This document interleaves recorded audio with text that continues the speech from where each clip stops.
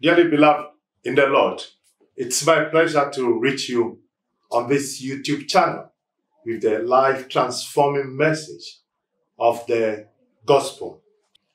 In a couple of clips, we would be looking at some theological concepts as well as some key Bible passages that need interpretation and unique application in our contemporary times. For this one, which would begin a series or a couple of clips on a particular subject that deals with a thorny issue of our time, the issue of grace and law. So my topic is the blessings of grace and law. I've realized that the issue of grace and law has become a thorny issue in contemporary Christianity. And depending on the person's theological orientation, they take one of the concepts to one extreme. So we have those who go for the grace revolution. And then if you don't go for the grace revolution, you take the concept of law to the other extreme, you become legalistic. But a balanced approach to these concepts, because each of them has some value in theology. We can't discount grace, neither can we discount law. So striking a healthy balance between the two concepts is actually what is critical for a healthy, fruitful, and rewarding Christian life. So, once again, my topic is the blessings of grace and law.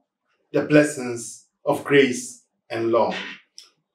To kickstart, I'd like to make some categorical statements which I would interpret for the benefit of those who are viewing this clip. First one is this: grace and law are not contradictory.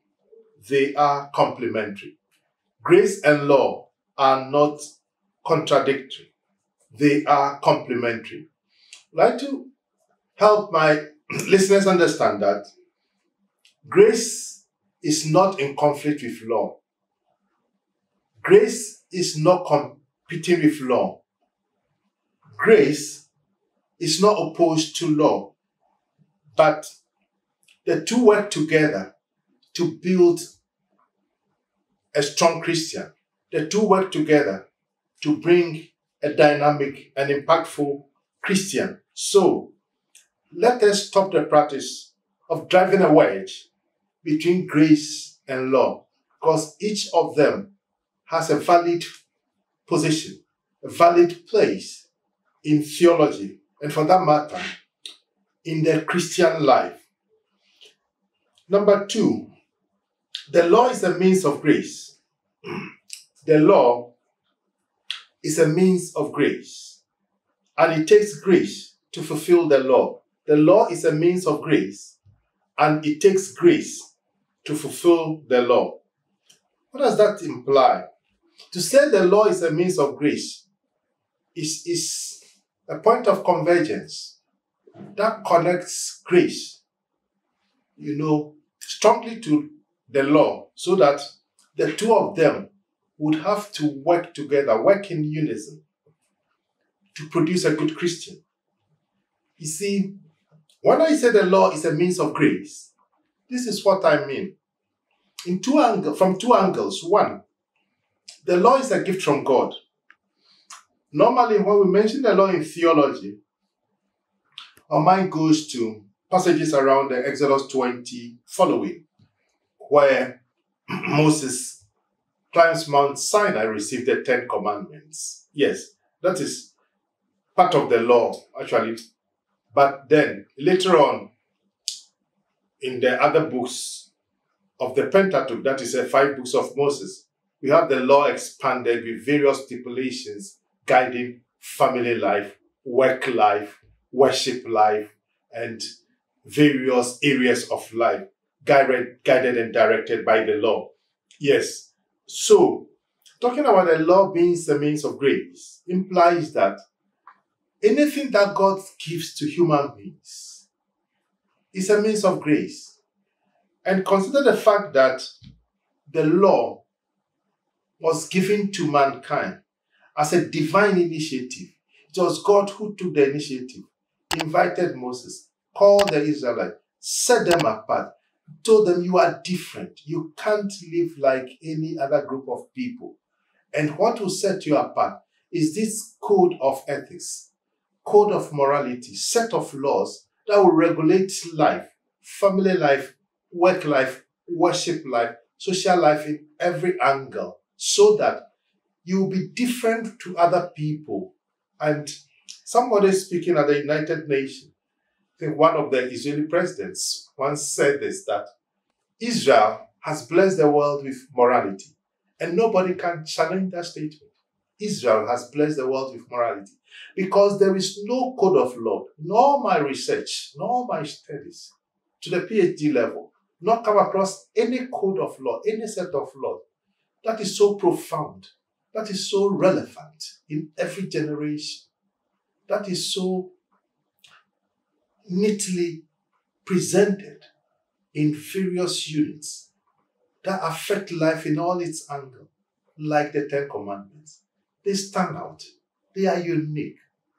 It's unfortunate that Christians of this age would like to ignore the Ten Commandments and talk about grace. But my point is this.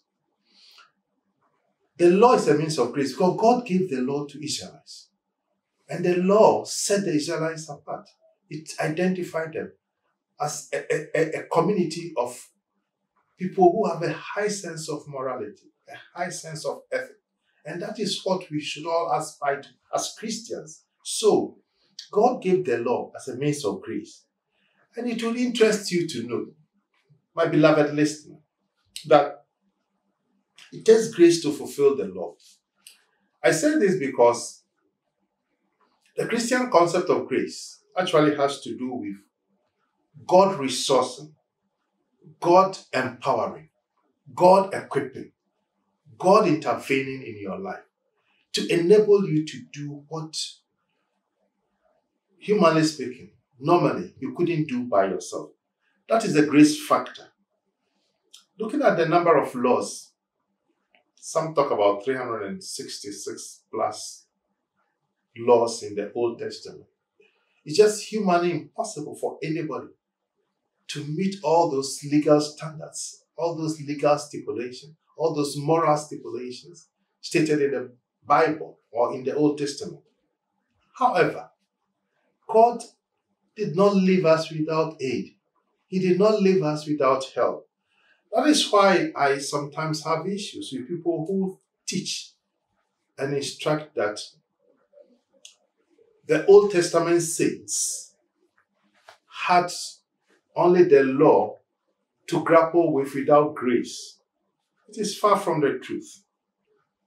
Personally, I think there was as much grace in the Old Testament as it is in the New Testament. I repeat, I think there was as much grace in the Old Testament as it is, as we have it in the New Testament. What is grace?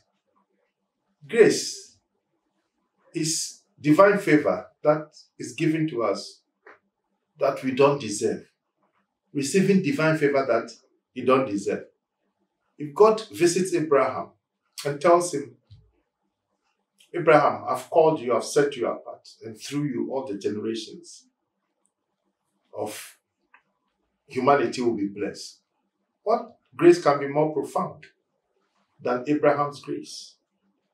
If God calls Moses, sets him apart, appointed him to be the lawgiver of all generations, what grace could be more profound?